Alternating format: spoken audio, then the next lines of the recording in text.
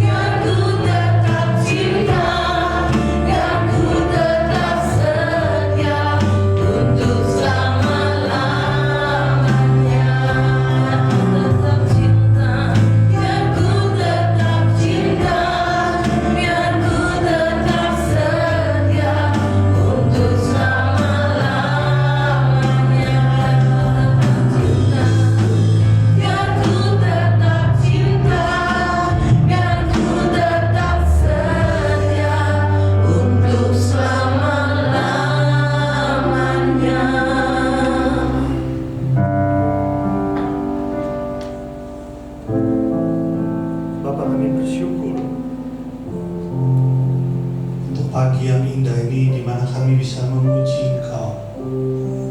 Saatnya Bapa kami dipenuhi dengan firman-Mu. Karena kami perlu firman-Mu. Firman-Mu adalah kehidupan bagi kami. Menuntun setiap hal dalam keputusan hidup kami.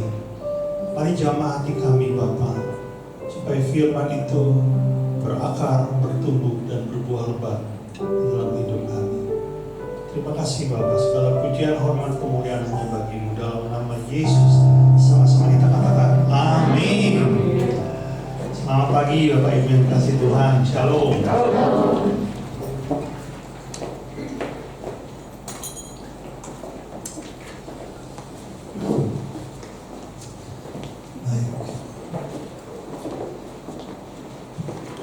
Ya, ada beberapa kawan-kawan kita yang tidak hadir karena ada yang berlibur keluar kota. Haleluya. Ada orang-orang yang suka bila Tuhan ada di tempat ini. Amin, saudaraku. Nah, pagi ini saya akan melanjutkan apa yang saya sampaikan 2 minggu yang lampau. Kalau saudara ingat apa yang dibagikan pada 2 minggu yang lalu, ada yang ingat? Kalau ada yang ingat, saya kasih hadiah voucher berbelanja. Serius? Nggak ada yang ingat? Atau voucher makan di Terastik? Haleluya. Nggak ada yang ingat? Ampun. Haleluya. Ada yang ingat? Apa? Bintang di akhir. Ya. Temanya apa? Poinnya apa? Poinnya? Itu ngerepek sebenarnya. Ya, ada bagusnya juga ya dicatat ya. Jadi kalau lupa bisa dilihat lagi. Saudara, karena ini lanjutan, saudara harus ingat 2 minggu yang lalu yang disampaikan adalah tentang berjalan bersama Tuhan. Atau hidup dalam kehendak Tuhan, ya, itu arti berjalan bersama Tuhan. Kenapa saya lanjutkan pagi ini? Karena penyampaian yang hanya disampaikan dalam waktu 45 menit itu seringkali tidak bisa memberikan gambaran secara jelas. Dan ketika orang-orang menangkap secara tidak jelas, seringkali juga kesimpulannya bisa salah, saudara. Ya, jadi saya rindu kita semua mendapatkan kesimpulan yang benar, sehingga ada diberkati dari apa yang disampaikan yang lampau. Ada beberapa orang yang salah mengerti tentang khotbah 2 minggu yang lalu itu, ya, sampai timbullah sebuah keputusan atau sebuah kesimpulan yang berkata bahwa, wah, saya nggak mau minta tuntunan Tuhan. Nanti kalau Tuhan tiba-tiba minta saya pergi ke Papua gimana? Nggak sanggup saya.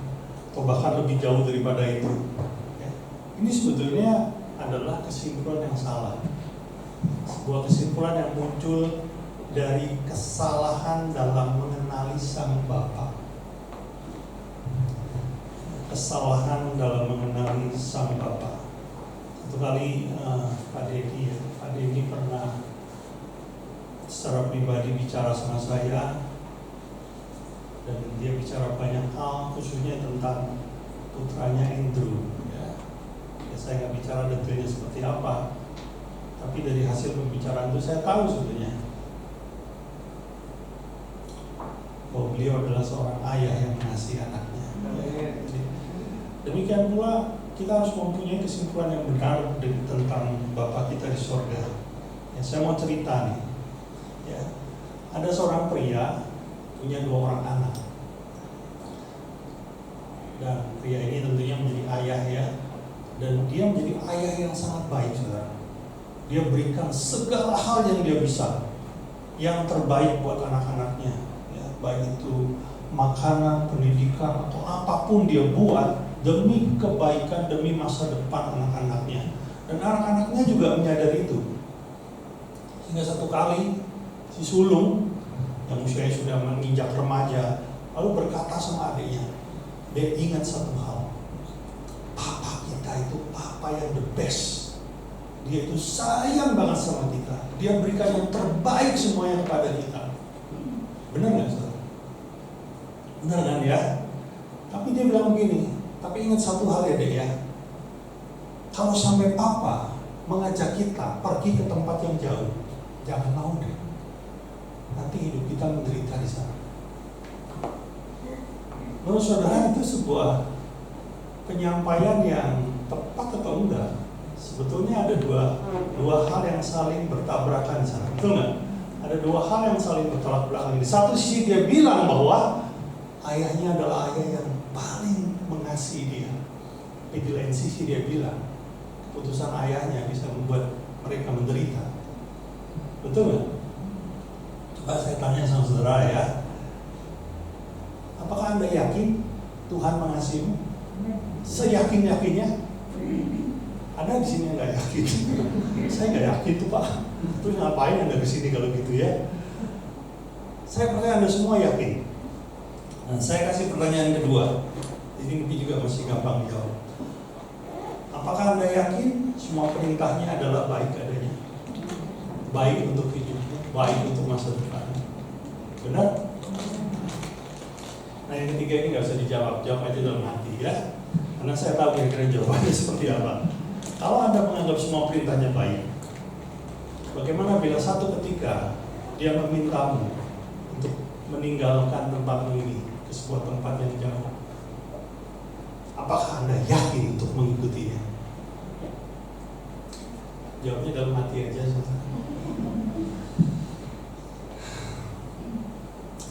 Ada sebuah kesan di mana orang-orang percaya itu menganggap bahwa mengikuti kehendak Tuhan adalah sesuatu yang menakutkan, sesuatu yang berat, sesuatu yang bahkan bisa membuat hidupmu menderita. Apa betul demikian? Itu timbul karena kesalahan pengenalan akan Bapa. Oleh karena itu, teruslah kejar bagaimana kita bisa mengenal Allah kita lebih intim, lebih dalam lagi. Saudara, bahkan Alkitab mengatakan loh ya, pengenalan akan Allah itu masih terus terjadi ketika kita sudah masuk surga. Sesuatu yang tidak akan pernah berhenti. Karena Dia Allah yang Maha Mulia, yang tidak mungkin kita bisa kenali dalam waktu sekejap. Kita harus mengejar pengenalan itu. Itu pula yang dikatakan oleh Paulus menjelang dia mau mati sebagai martir. Yang ku kejar adalah mengenal Dia. Dia udah 28 tahun loh melayani Tuhan dengan setia. Dia masih bilang, aku ingin kenal Tuhan lebih dalam lagi. Lebih dalam lagi. Lalu ya, oleh karenanya pagi ini saudara, saya tidak akan bicara terlalu panjang ya. Pagi ini saya mau menyampaikan ada berkat yang luar biasa dahsyat ketika Anda mau hidup dalam panggilannya. Ketika Anda mau meresponi panggilannya, hidup di dalam kehendaknya. Yang pertama, engkau akan mengalami kasih karunia. Coba katakan, aku akan mengalami kasih karunia. 1, 2, 3. Aku akan mengalami kasih karunia.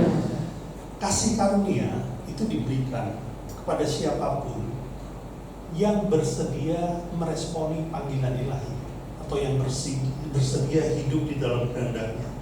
Tuhan mau memastikan ketika engkau bersedia mentaati panggilannya, engkau bisa menuntaskannya. Oleh karenanya kasih karunia adalah dalam bahasa lain adalah pemenuhan segala kebutuhan yang kau perlukan di saat engkau meresponi panggilan ilahi. Saya ingat tanggal 23 Juli 2017, kira-kira 5 tahun yang lalu, anak saya untuk pertama harus berangkat ke Semarang dan kuliah, ya, tinggal di Semarang ya, sampai dia selesai kuliahnya. Tapi 3 minggu sebelumnya, jadi 3 minggu sebelum tanggal 23 Juli itu, saya bilang sama Yoel, kita ke Semarang dulu. Loh Pak, nanti kita Yoel harus ada di Semarang itu tanggal 23 Juli. Sekarang masih terlalu awal. Ya nggak apa-apa, kita berangkat aja sekarang. Ngapain Pak? Saya bilang sederhana, kita cari kos dulu. Kamu kan belum dapat kos. Nanti kalau kamu cari waktunya mepet, susah dapetnya. Ya, saya bilang sama istri saya, Ming, kita ikut. Kalau dia mah dengan segera siap, misalkan langsung jalan sudah.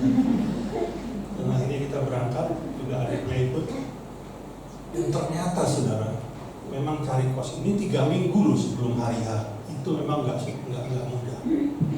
Jadi kita harus jalan ya 2-3 hari cari dari gang satu ke gang yang lain, dari jalan satu ke jalan yang lain. Tentunya kita mencoba mencari yang terbaik sesuai dengan kemampuan kita. Akhirnya dapat di hari terakhir. Puji Tuhan, saudara. Dapatnya itu juga karena saya pikir itu berkat dari Tuhan. Kenapa, saudara? Karena kita cari nggak dapat, lalu kita melihat ada sebuah bangunan yang belum selesai, 4 lantai, modelnya kayak rumah susun tapi kecil. Nah, kita coba masuk ke situ, dan ternyata itu adalah sebuah tempat kos yang baru dibangun dan belum selesai dibangun. Jadi ada yang pintunya belum dipasang, ada yang jendelanya belum dipasang. Kita masuk aja, dan ketika kita masuk kebetulan ketemu dengan pengelolanya. Pak, ini kapan selesai? Bulan depan. Kira-kira kalau saya daftar duluan sekarang, saya bayar duluan nggak apa-apa deh. Gimana? Boleh nggak? Dia bilang, coba saya tanya dulu katanya. Rupanya dia tanya dulu sama pemiliknya, diizinkan. Jadi anak saya dapat sebuah tempat kos yang betul-betul fresh, baru. Ya, tentunya kalau semua barang baru itu kan lebih seger ya, lebih nyaman gitu ya. Nggak sampai berhenti situ ya, istri saya bergerak lebih jauh lagi. Dia beli segala sesuatu yang dibutuhkan, mulai dari tempat sampah, sapu, cikra, apa cikra itu? Apa namanya? Ya, itulah. Ya, dia beli semuanya, sampai dia beli rice cooker. Untuk apa ini rice cooker? Perempuan itu kadang-kadang pikirannya itu ya, hemat gitu. Kalau mau masak Indomie bisa pakai rice cooker katanya. Ya ampun. Sudah tahu itu rice cooker dibelikan sampai sekarang nggak pernah dipakai. Jadi hiasan kamar. Namanya juga anak laki ya, yang maunya cepat kuliah, pulang, makan di luar, di warung atau di mana, nggak pernah dipakai. Coba sudah lihat satu hal. Saya cuma pesan begini. Bagianmu adalah belajar tuntaskan kuliah. Selebihnya itu urusan papa. Apa yang menjadi kebutuhan dia selama dalam proses dia menuntaskan kuliahnya, itu bagian saya. Itu juga loh yang Tuhan buat di surga. Ketika engkau meresponi panggilannya, segala hal yang dibutuhkan dalam proses untuk menuntaskan panggilan ilahi itu, Tuhan sediakan. Semua, bukan hanya bicara keuangan, tapi semua. Tahun 2010, Tuhan memanggil saya untuk meninggalkan Jakarta dan pindah ke Malang. Pada saat saya punya bisnis di Jakarta, dan bisnisnya running well, berjalan dengan baik, saudara. Tapi ketika saya meyakini ini betul-betul panggilan Tuhan, saya tutup usaha saya. Sudah tahu, beberapa bulan sebelum kami berangkat ke kota ini, saya masih nggak tahu di Malang nanti tinggal di mana. Di Malang saya mau buka gereja di mana, jemaatnya siapa. Bahkan saya nggak tahu anak-anak saya akan disekolahkan di mana. Betul, kemarin ketika saya mempersiapkan materi ini, saya teringat dengan foto. Coba tampilkan. Nah ini ya. Akhirnya kami berangkat, saudara. Bandara 1, haleluya. Ini saat kami mendarat di Malang. Ya. Kita masih culun gitu ya. Kalau saudara lihat Kaleb seperti itu, jangan kaget kalau seperti hari ini ya. Kayaknya udah begitu. Bandara 2, ya itu dengan istri. Kami tidak bawa apa-apa. Kita cuma memutuskan meresponi panggilan ilahi. Apakah semua berjalan baik? Oh enggak, banyak rintangan menghadang, saudara. Waktu itu memang saya punya tabungan, tapi jumlahnya nggak banyak. Dan saudara tahu, tabungan itu tidak bertahan hanya dalam waktu 1 tahun. Beberapa bulan tabungan kami habis. Tapi tahukah saudara, di titik itu kasih karunia demi kasih karunia dicurahkan. Tidak pernah sekalipun kita meminta-minta. Tuhan sediakan, Tuhan tolong, Tuhan kuatkan, Tuhan mampukan. Itulah kasih karunia ilahi. Ada satu peristiwa yang saya nggak pernah lupa, karena buat saya itu dahsyat sebenarnya. Ya, dimana satu kali ketika saldo di rekening kami sudah nggak bisa diambil, ya diambil itu berarti tinggal ditutup, jadi sudah tidak bisa diambil. Dan dimana kami juga sudah mulai kehabisan bahan makanan, kami juga sudah kehabisan uang cash yang ada di dompet saya sebenarnya, tinggal beberapa ribu aja. Dan saya tahu kalau saya cerita sama istri saya, dia tambah kalut nanti, jadi direct saya ngomong. Saya juga nggak tahu jalan keluarnya seperti apa, karena di tempat itu pada saat itu tidak ada lagi barang yang bisa kami jual, barang berharga tidak ada yang bisa kami jual. Saya bilang udah kita keluar aja sebentar yuk. Ya, saya bilang kita keluar cari makan di luar. Dan dia makanan yang paling murah di kota ini kan nasi pecel dia tuh, makan nasi pecel. Ya, tanpa dia mengetahui saya sedang kalut memikirkan hal itu. Itu sudah berhari-hari sudah. Saya pikirkan jalan keluarnya, dan saya nggak menemukan jalan keluar. Saya sudah berdoa. Tempat yang paling sering saya datangi adalah meja kerja saya. Dan di sana saya bisa baca Alkitab, saya bisa menyiapkan materi khotbah, di sana saya bisa melakukan banyak hal. Itu tempat yang paling sering. Dan setiap kali saya mendatangi tempat itu saya berdoa, Tuhan tolong kami. Saya sudah kehabisan. Namun beberapa hari nggak ada apa-apa. Akhirnya saya keluar pagi setelah istri saya membersihkan semua ruangan dengan baik, dengan rapi ya. Kita kunci pintu rumah, kita kunci pintu gerbang, kita keluar naik kendaraan dan kita makan di pecel kawi itu.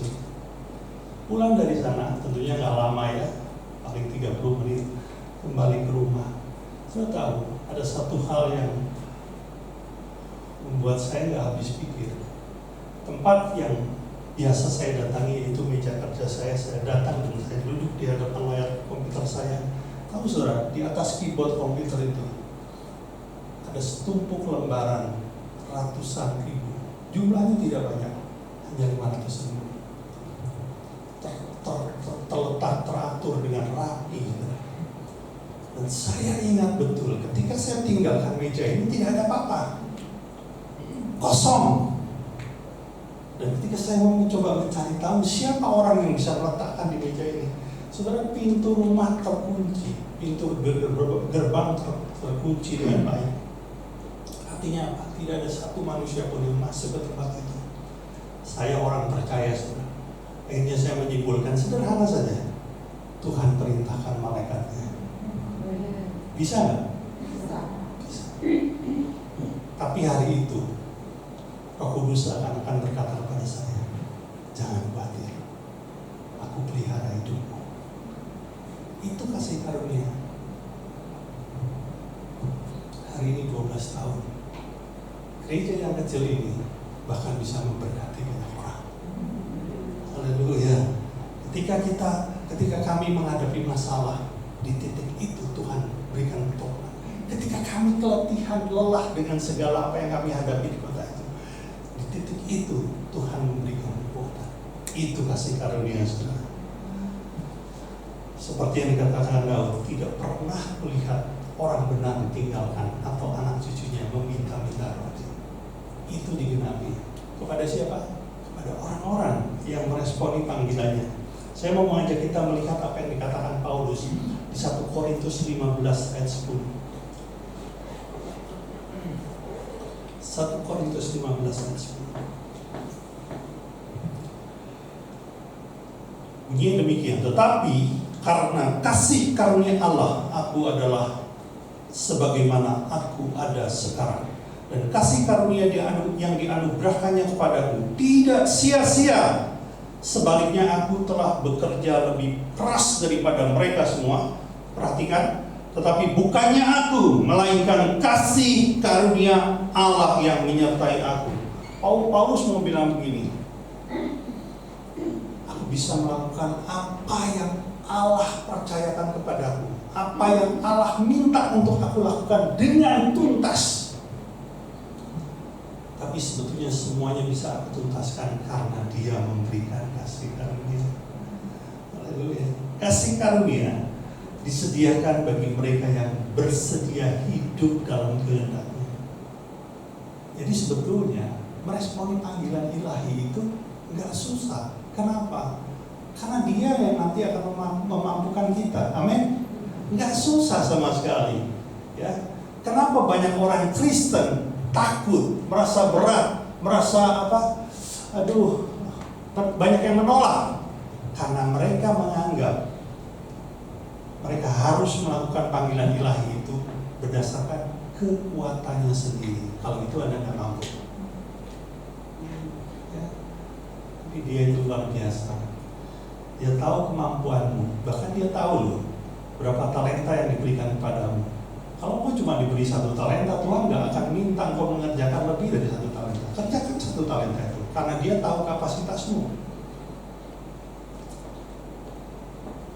Amin. Haleluya. Saudara, kemarin itu kan saya sempat singgung sedikit ya. Ada sebuah ayat yang merupakan perintah Tuhan kepada orang muda yang kaya. Masih ingat bunyinya apa? Juallah hartamu, bagikanlah kepada orang miskin, dan ikutlah aku. Terus mungkin karena saya menyampaikan ayat itu ya, lalu saudara berpikir, ya ampun, kalau aku disuruh jual hartanya habis-habisan, dibagikan orang, gimana aku bisa hidup setelah itu? Saudara, jangan berpikir bahwa nanti setelah, misalnya, sebetulnya itu kan perintah hanya diberikan kepada orang muda itu secara spesifik loh. Kenapa? Karena ada orang-orang kaya yang melayani Yesus pada waktu itu tidak diberi perintah itu. Contohnya Yohana, istri Kusa, itu orang kaya dan dia melayani Yesus dengan kekayaannya. Tapi Yesus tidak memberi perintah supaya Yohana menjual semua hartanya. Perintah itu khusus kepada si orang muda. Jangan pernah berpikir kalau orang muda itu mentaati perintah Yesus, habiskan hartanya, lalu setelah itu dia akan hidup miskin terluntar. Nggak ada ayatnya bunyi begitu, saudara. Saya pernah, ini saya dapati sendiri di Jakarta, ada sepasang suami istri yang cinta Tuhan luar biasa. Waktu itu mereka bersaksi, mereka punya uang 7.050.000. 7.050.000. Dan uang itu memang mereka persiapkan untuk kebutuhan anak-anaknya, kebutuhan sekolahnya, bahkan kebutuhan hidup harian. Selama 1 bulan di Jakarta itu biaya hidup kan tinggi ya.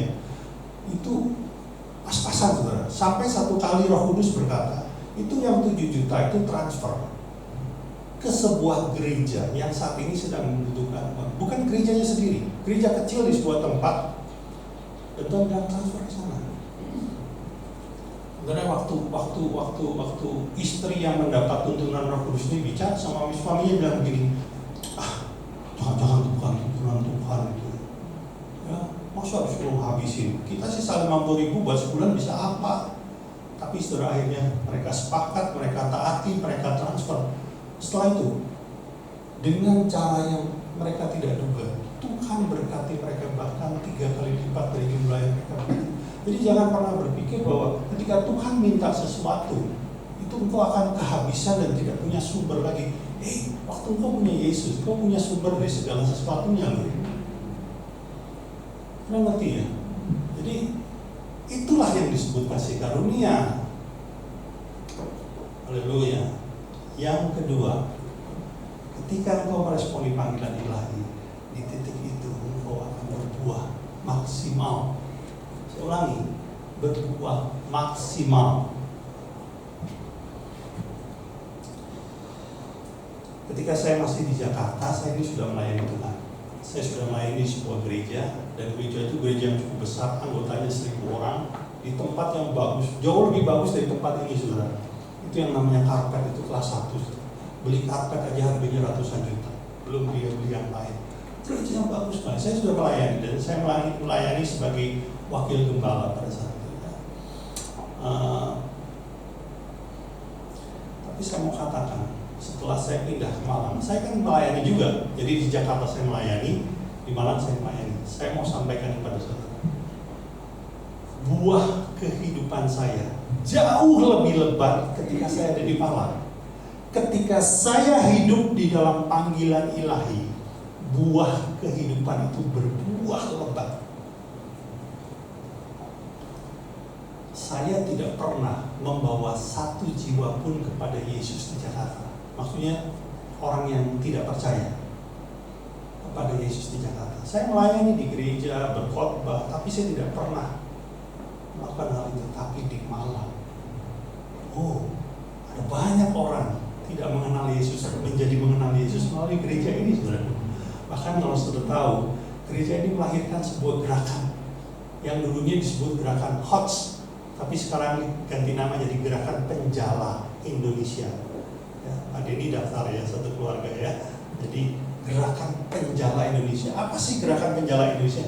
Gerakan Penjala Indonesia adalah sebuah pelatihan untuk melahirkan penuai-penuai di akhir zaman. Orang-orang yang rindu dipakai Tuhan untuk menuai jiwa-jiwa. Dan sudah tahu, bahkan pesertanya sudah ada yang dari orang Papua. Itu jauh. Melahirkan banyak penginjil. Dahsyat nggak dari sebuah gereja kecil ini? Buahnya maksimal, luar biasa. Coba saya mau mengajak kita kembali ke Nuh, karena 2 minggu yang lalu kan saya memakai contoh kehidupan Nuh. Kita bikin skenario berbeda ya. Alkitab mengatakan Nuh mentaati Tuhan lalu membangun bahtera itu. Betul? Kita balik aja sekarang. Nuh tidak mentaati Tuhan dan menolak untuk membangun bahtera itu. Apa yang terjadi? Anda bisa tebak. Apa yang terjadi?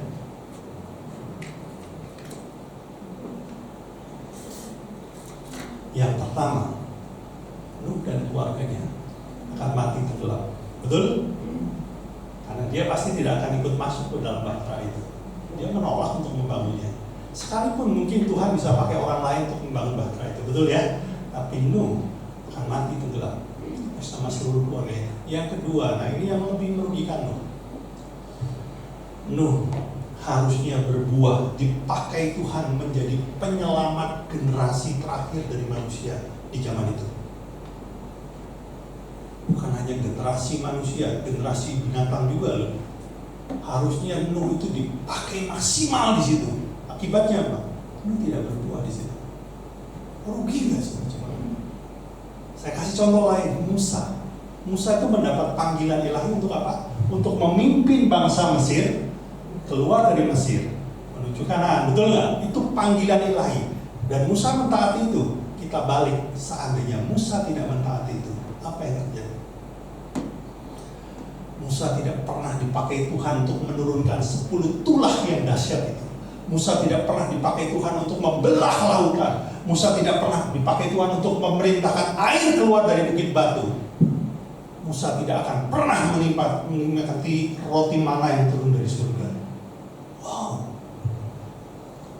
Dan dia tidak pernah dipakai Tuhan untuk memimpin 2 juta orang Israel menuju ke tanah perjanjian. Bayangkan kerugiannya seperti apa. Itu rugi banget gitu. Ya. Saudara, ada sebuah kesaksian yang terjadi tahun 1970, di mana ada seorang hamba Tuhan dari Inggris yang sudah menikah. Dia mendapat panggilan ilahi untuk meninggalkan Inggris, lalu memberitakan Injil di Afrika, di sebuah tempat, di sebuah desa. Dan hamba Tuhan ini mentaati, saudara. Diajak istrinya.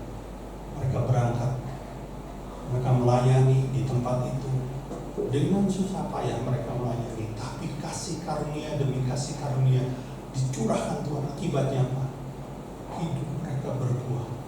Bukan hanya satu desa, tapi desa lainnya, desa berikutnya menerima Yesus.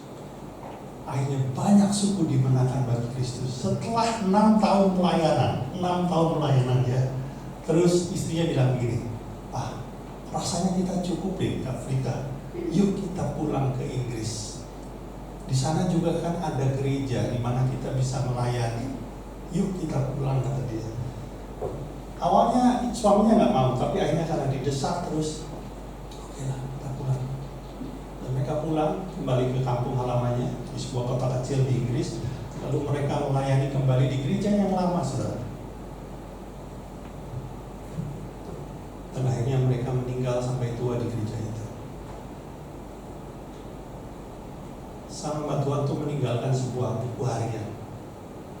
Dan buku harian itu tercatat begini: kerugian terbesar yang gue alami dalam kehidupan ini adalah meninggalkan panggilan ilahi di Afrika.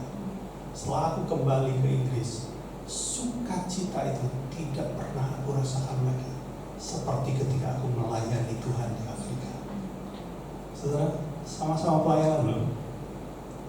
Tapi yang satu panggilan ilahi, yang satu adalah inisiatif manusia.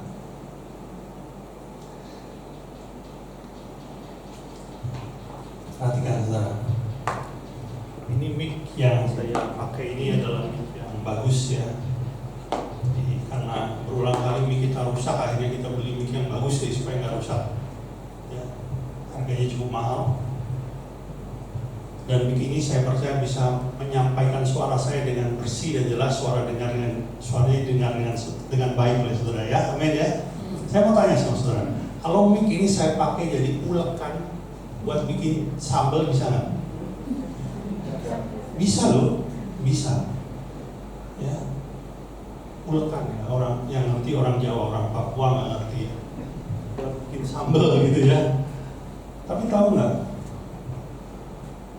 Mic ini kehilangan panggilan yang utama. Karena mic ini baru berfungsi dengan maksimal ketika dipakai seperti ini. Ada banyak orang percaya hidupnya tidak maksimal. Kenapa? Karena dia menghindari panggilan Tuhan. Saya diciptakan khusus, bahkan sebelum saya ada dalam janin ibu saya, Tuhan sudah punya planning. Hari ini nanti akan dipakai untuk apa? Akan diletakkan di mana? Dan dipakai di bidang apa? Tuhan sudah punya planning yang spesifik. Dan waktu saya masuk ke titik itu, apa yang terjadi? Saya berfungsi maksimal, berbuah lebat. Jadi pagi ini sudah tangkap dua hal ya. Ikut Tuhan itu, mengikuti panggilannya itu bukan sesuatu yang berat. Karena dia mengasihimu. Pertama, ketika engkau masuk dalam panggilannya, engkau akan menerima kasih karunia demi kasih karunia. Yang kedua, di titik itu engkau akan berbuah amat lebat. Haleluya. Dan ketika kita dipanggil pulang, kita bisa bilang, Tuhan, semua sudah selesai. Dan dia berkata, well done. Hashtag aja ya, well done. Haleluya. Saya percaya apa yang saya sampaikan pagi ini akan mengubah sudut pandang saudara. Saya mengajak kita menyanyikan sebuah lagu yang sering kita nyanyikan lah ya. Tapi biarlah ini menjadi doa kita pagi ini. Jadi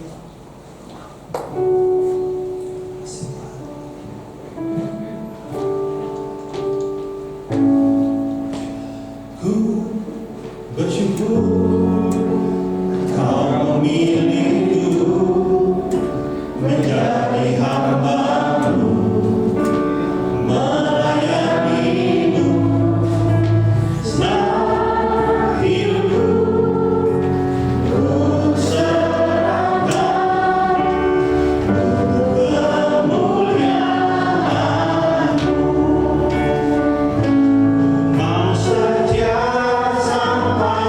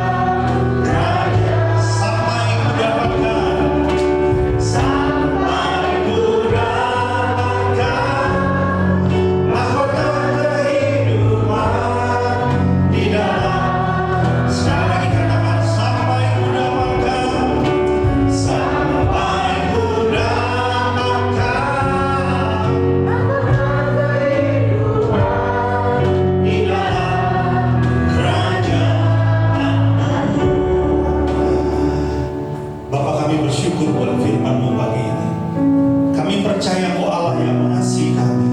Dan oleh karenanya kami pun percaya setiap perintah-Mu, setiap panggilan-Mu adalah untuk kebaikan kami juga. Terima kasih untuk karunia-karunia yang curahkan dalam kehidupan kami. Terima kasih Engkau menuntun kami masuk ke dalam titik di mana kami bisa berbuah lebat dalam kehidupan kami. Terima kasih Bapa, Engkau merencanakannya dengan begitu indah, begitu dahsyat. Kami percaya Engkau akan membuat kami mampu menuntaskan segala sesuatunya dengan sempurna. Terima kasih Bapa, segala pujian, hormat, dan kemuliaan hanya bagi-Mu. Di dalam nama Yesus, sama-sama kita katakan, amin. Kita akan mendengarkan.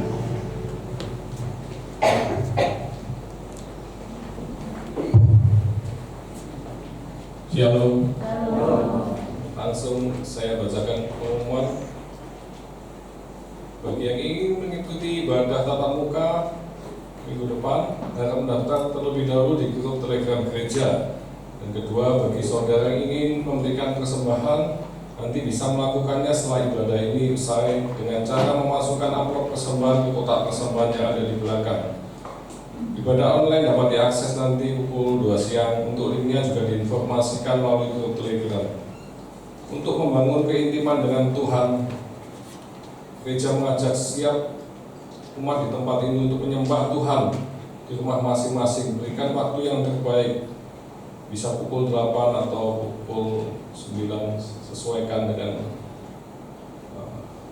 keadaan situasinya. Saudara bisa mengajak setiap seluruh anggota keluarga terlibat di dalam penyembahan ini. Dan doa malam diadakan pada hari Rabu pukul 7 malam. Mohon hadir 15 menit sebelumnya. Dan mari kami undang jemaat untuk bangkit berdiri. Kita tutup ibadah pagi ini dengan doa.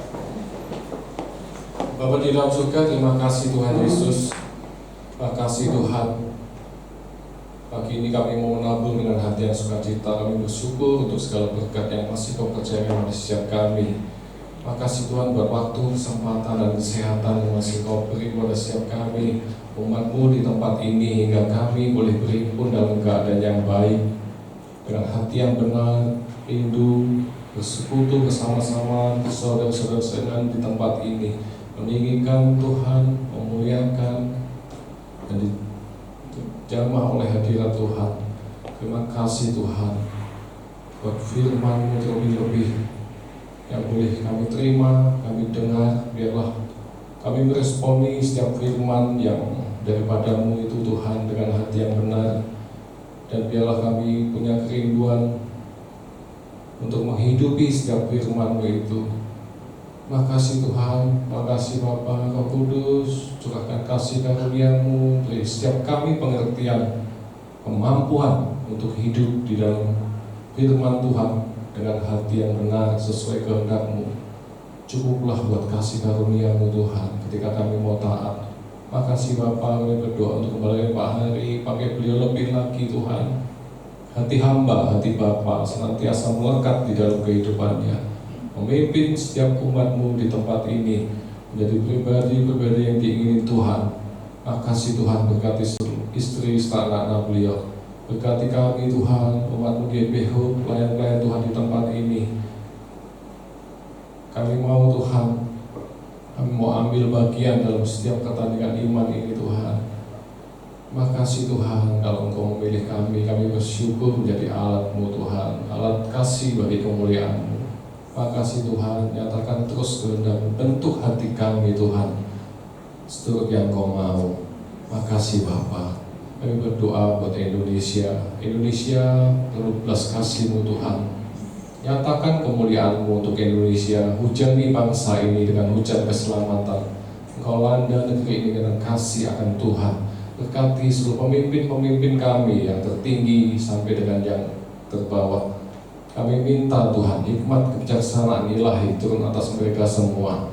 Biarlah segala keputusan kebijaksanaan yang dibuat, semuanya itu untuk mensejahterakan seluruh rakyat Indonesia.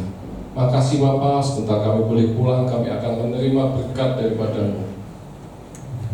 Mari jemaat yang kasih Tuhan, kita angkat kedua tangan kita dan arahkanlah hati kepada Bapa di surga. Diberkatilah Engkau berlimpah-limpah dengan segala yang terbaik dari Allah Bapa, kasih-Nya yang sempurna di dalam Yesus Kristus, serta penghiburan, pertolongan, dan kemampuan dari Roh Kudus menolongmu untuk menggenapi semua panggilan ilahi, semua kehendak Allah dalam hidupmu. Kita yang sudah menerima semuanya itu sama-sama kita katakan amin. Tuhan memberkati.